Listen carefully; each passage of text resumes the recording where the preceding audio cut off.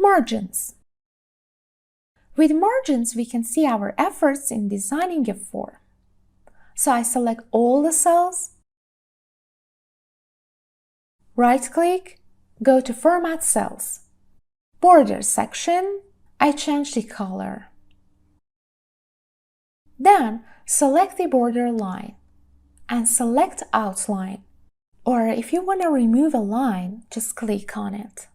I want all lines, so click again, then it appears. Also, I want the inside lines. Select the narrower line and press Inside. Then OK.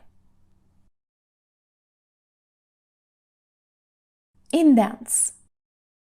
I want these tags to be a little bit far from the border, so I can use Increase Indents.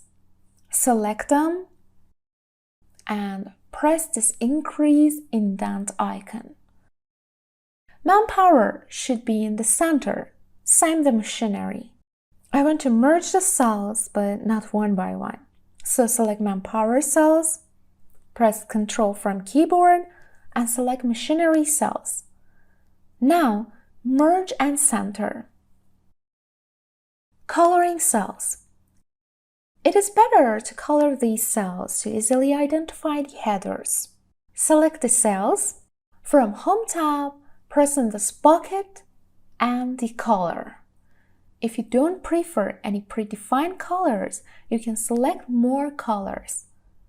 And from Custom, you can insert the code of your own color. Cell rotation. I can change present, rest, absent, median, and total cells orientation. Instead of horizontal, I want to see them vertical. Select them, right-click, and Format Cells. From Alignment tab, in this orientation box, select any degree you want, or even type the degree. I give 90 degrees and press on OK. You see how they are changed.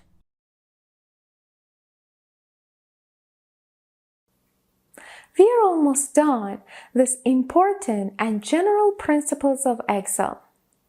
Till now, I just worked with indents, merging, margins, and other principles which you have learned in this tutorial. What I want you is to finish this form according to what you have learned and make it ready to other lessons.